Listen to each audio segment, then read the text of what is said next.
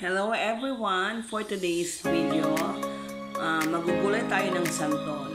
Siguro sa iba dyan, hindi familiar sa kanila ang gulay na santol.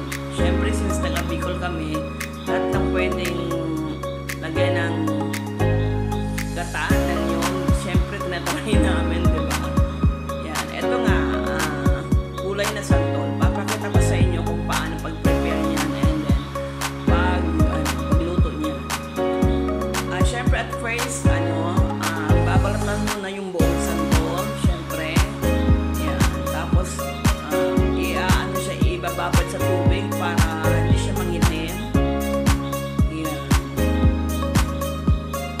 Hindi ko na pinakita yung aking pagbabalat niya. Basta yan siya. Babalatan muna natin yung mga santol. Then, tanggalin yung mga buto. Yan, tanggalin yung mga buto. Yung buto niya pala guys, pwede rin sila siya parang gawing juice, diba?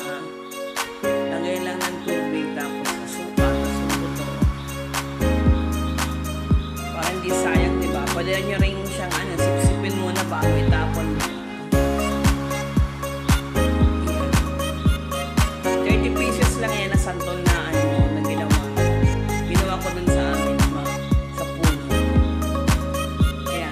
Tapos, dapat na lang siya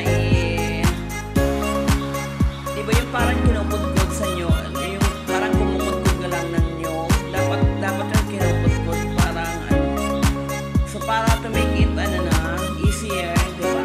Ayan, binilend ko na lang siya, blender, yan. Saglit lang siya, mga 10 seconds, kasi hindi naman tayo gagawa ng diba, ng smoothie o kaya ng shake, kaya yan, saglit lang yan na blender, 10 seconds.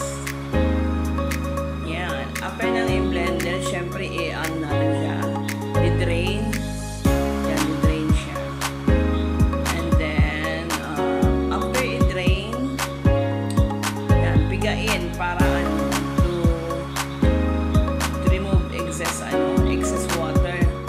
Yan, yan na yung santol na 30 pieces. Yan, ko lang siya na pigaan na. And kahit siya nababad na, medyo dark pa rin yung kulay niya. Hindi talaga may iwasan na ganyan yung kulay ng santol.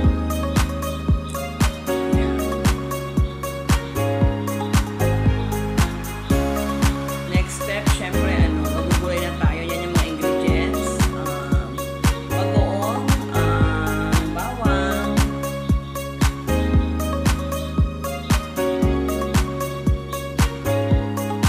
and yan, baboy. Pinakuloan ko na yun ang baboy. Mas maganda yung part na isa kung yung medyo mataba yung liempo. Siyempre yung santol kasama yan. Ayan. Pinigang santol. Then yung nyog. Ayan. Simple lang paggawa nito guys. Simple lang pagluto. Parang pakuluan lang siya. Magluto, ilalagay lang sa kawali lahat ng ingredients, yung santol, yung bawang, yung bagoong, yung baboy. Hindi ko naman siya nilagyan ng asin kasi yung bagoong medyo maalat na siya. Yan, tapos hindi na yung apoy ng kalan. Yan, halo-haloin lang naman siya para hindi magbubuo yung kanyang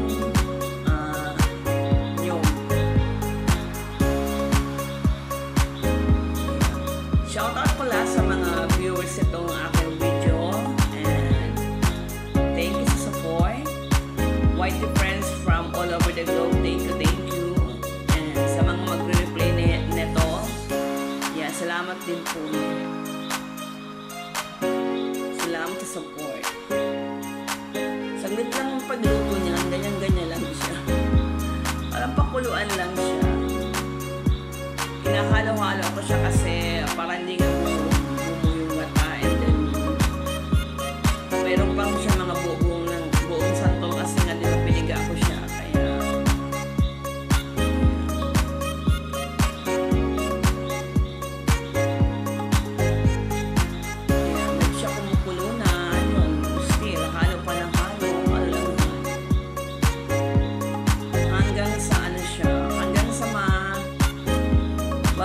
ma-reduce yung sabaw ng gulay, diba? Ma-reduce yung gatay. Yung parang kunti na lang yung sabaw.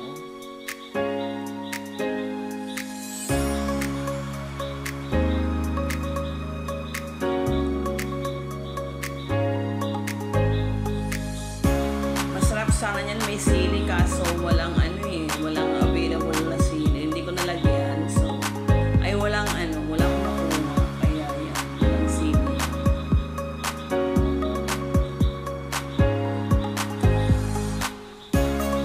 Yan, sa mga gustong sumubok na itong luto, mabilis na lutuin. And meron din nata sa market na nabibili ng yung santulang kinayo.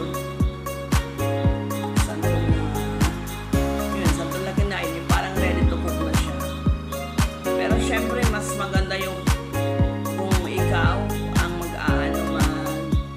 kakain ng santol para at least, diba, sure ka na malinis yung pagkakaprepare. Yan, kumukulo na siya.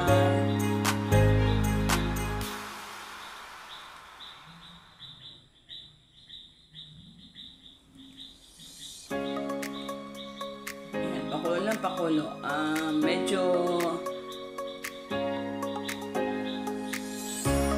Medyo kumukunti na rin yung kumukunti na mo, parang hindi nababawasan yung sabaw.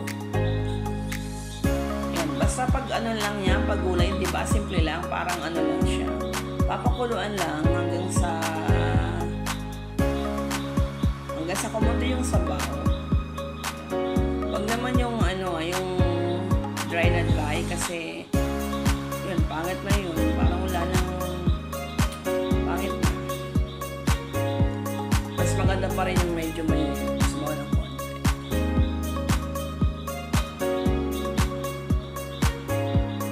Yan, medyo matagal yung preparation niya, pero sulit naman siya. Sulit naman pag naluto na siya.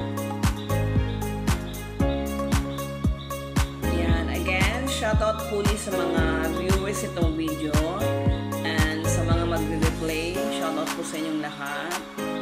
Whitey friends from all over the globe. Yan, shoutout to you guys.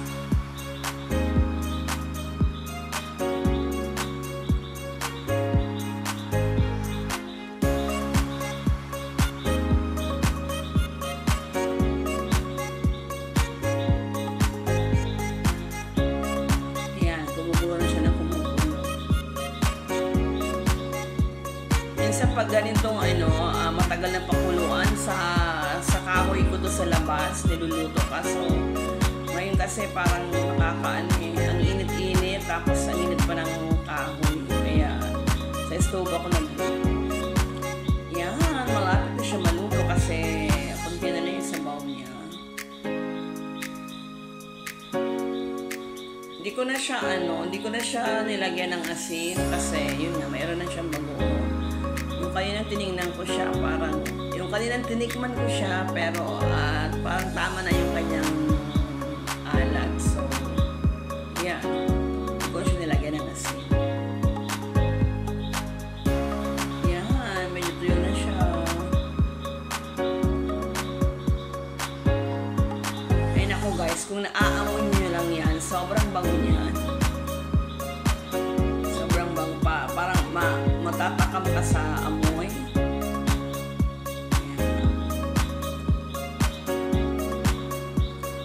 Yan, ready to eat na siya. Yan, naka-save na siya. Sinave ko na siya dyan. Sayang walang sili. Mas maganda yan kung may sili. Yan, nasa pinggan siya. Nasa pinggan ka lang.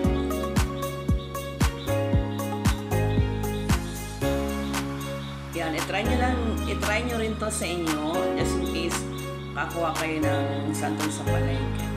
Yan, para mas maganda yung plating natin. Yan, nilagay ko sa ibang plato. Yan, sa may daon ng saging. Yan, again, thank you for watching this video. Sana po nagustuhan nyo. Please comment down below sa comment section. Salamat!